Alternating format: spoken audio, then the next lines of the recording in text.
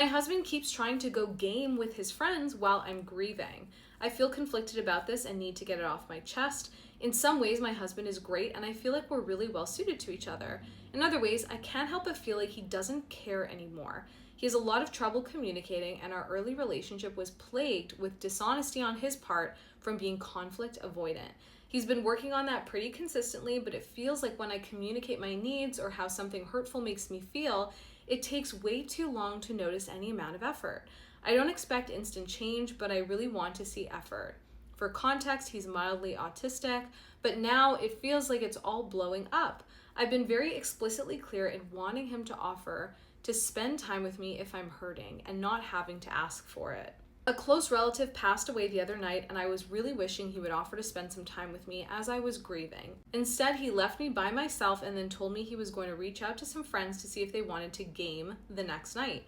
I got upset about this, and then he offered to stay, and the next night rolls around, he asks again if I wouldn't mind if he went to game with his friends. Yeah, this is tough. You're expressing a need, he agrees, nothing changes. You're hurting, then you're hurting more because you have to deal with this. And only then does he really respond. The cycle is exhausting, and yeah, it's not sustainable. So you've clearly said, like, I don't want to have to ask you. And you're absolutely right to want a partner who initiates emotional care, especially in a moment of grief. Here's where the story gets tricky. You mentioned that your husband was autistic. That means that social inference and emotional timing may not come naturally to him. According to Dr. Devin Price's research on autism and communication, people with autism don't often intuit unspoken needs. So that ability to just intuitively know, like, hey, this is a moment when I should be this is a moment when I need to be supporting my partner. They don't do that very well, even if they care really deeply about that partner. They need clear instructions, routines, and repetition to internalize new emotional scripts. But, and this is really important,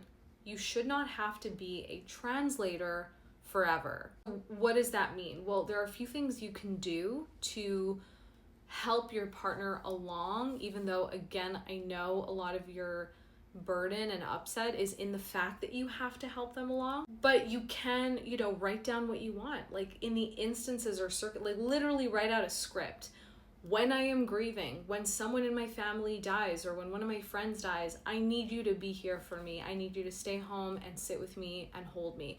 Quite literally being that direct and writing out the script for your partner, giving it to them, could actually go a long way. I think it's crucial to name the cycle together, like to know what's happening. And as I mentioned, you should not have to be the translator forever. This is exactly where someone like me comes in to support you and support your relationship, and to make sure that your relational health is going well, especially in cases where one partner may have autism or does have autism.